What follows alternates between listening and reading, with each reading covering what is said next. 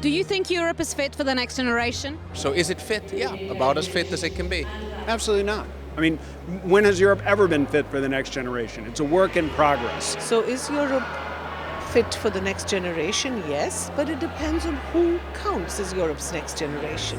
Are we going to count those residents of Europe, migrants, refugees who are not citizens of Europe, those young people who do not look like what Europeans think Europeans should look like? Europe has to be ready for the next generation because the next generation needs to settle all the wars and conflicts that are raging on our continent right now. I think it will be if we let the next generation speak more and we listen to them.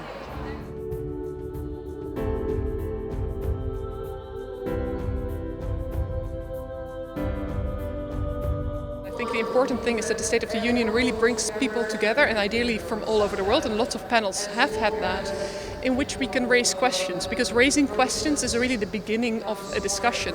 And some of these questions have really tried to challenge some of the very dominant European assumptions about itself and about what Europe is, what Europe does, assumptions about being inherently a power for good, and some of the panels have challenged that. But the challenging of those assumptions is the beginning for change and the beginning for a more inclusive Europe. It is our whatever it takes moment, a moment that comes once in a generation, a moment where we must understand that Europe is also on the streets of Bucha, in the tunnels of Mariupol, in the cellars of Irpin, on the shores of Snake Island. European leaders together must stand for the politics of hope. We must confront easy cynicism and stand firm against aggression. And as long as we keep our priorities right, I am convinced that we are fit for the next generation.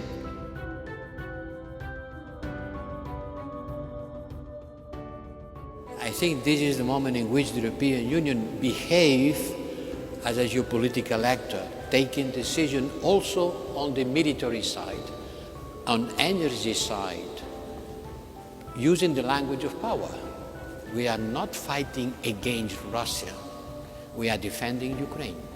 And defending Ukraine means to defend the international order. Now, the good thing is that climate policy and energy security go hand in hand. We have to get rid of fossil fuels, and these fossil fuels are exactly what we are importing from Russia. But for climate policy, we have to make sure that all the investments we need to wean ourselves off from the fossil fuel use are going to be accelerated, because that's the way we have to go. There's a digital transformation coming across all industries. There's a tremendous amount of engineering talent in Europe and a tremendous amount of drive and determination to essentially transform a variety of industries, make them more digital, more green, more efficient for the future.